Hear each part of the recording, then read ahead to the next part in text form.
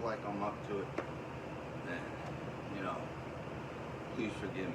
I'm still waking up, but I felt like the messages I had need to be dispersed. So, the first thing I'm going to talk about in my 4-part today is democracy. This is a hot topic, and I think the very root of democracy has suffered a blow. And the reason why I say that is because democracy is a direct and diverse continuous flow of ideas that look to establish themselves as capital. Look at Jeopardy, look at Wheel of Fortune. You have your funds, but you have to earn that some way by getting the correct answer. And then at different points in that game, you're earning money, and you have more of a option to what you want to do if you get a daily double. But it also has a podium for 3 different people. Each idea is different of what it might be, or could be, or it could be an agreed upon answer as factual.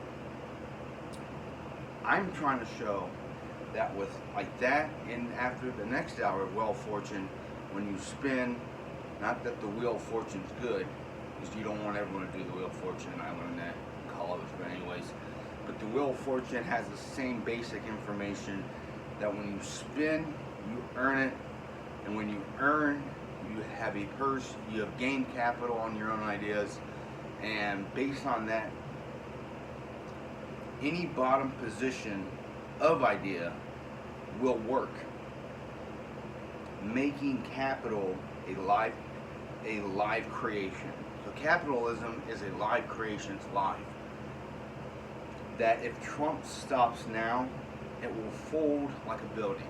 Just like you've seen, and if you stop the flow of ideas and you blockade these ideas from becoming rooted in the soil, then democracy will suffer a huge blow and will implode. It's not meant to take on the eastern half of the hemisphere and then when it arrives at our doorsteps to be the same. It's supposed to arrive at our doorsteps, and then we come up and conceptualize, we come up with ideas that demonstrate our freedom within the capitalistic society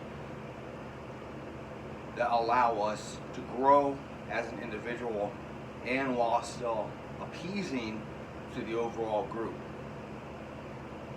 Now, if these ideas that one has are good, that's great.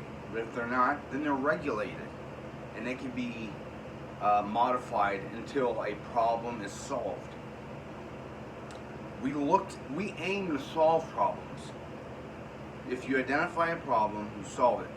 If you can continuously solve it and establish yourself, then yourself is the company. If that company grows within the framework of business, then it sustains. If it sustains, and well, then you may have a good life.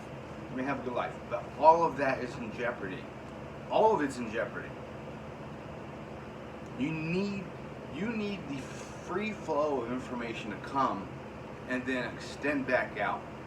Because when it extends back out, it comes back. And when it comes back, you can see the truth, you can see other issues, you can see benefits. There's so many things that can really come from sending out the idea and bringing it back. But I have the same issue. I have another issue with that, and that's having a patent. A patent with Obama, when he was in office, that was a great idea. I think it really was. Have everything patented and easy to do. But now that the government has become hands-on, with the hands-on approach, they really haven't been able to like influence blanks to loan to Americans so that their businesses can take off, so they can sustain, so they can solve a problem.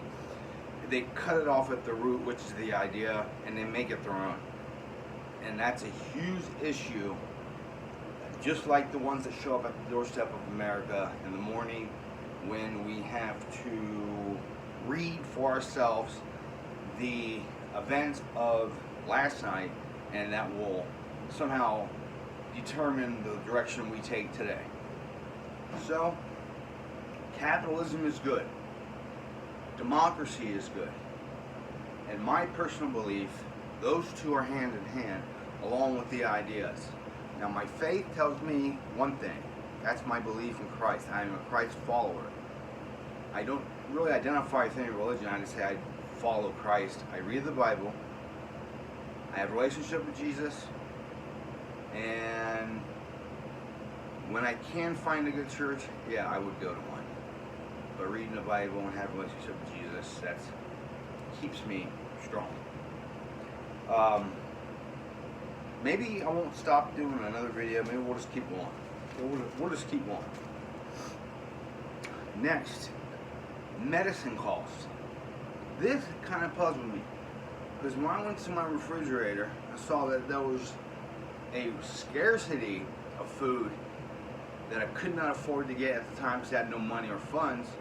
Then I looked over my medications, and I'm thinking these things cost like thousands of dollars. And somehow I got medications that are piling up on my desk, but I don't have food to pick from and to tell you what kind of food I want to eat. Unprocessed, or not the processed food. And that's the kind of cycle they get you in when they deal with mental health. You have to be very, very careful. Yes, I don't like to say this because I don't want to air my information, but you know what, it could help somebody else. So, I've been in the system of mental health for the past 25 years, 25 years, in and out of hospitals. And my diagnosis has changed at least a dozen times. They don't know, I've had doctors tell me I don't know how to help you. But when he said that, nothing changed. It's not like the treatment changed. I had to go somewhere else to find treatment. And I think when they give you the medications and you report back to them, then they have you at a vulnerable state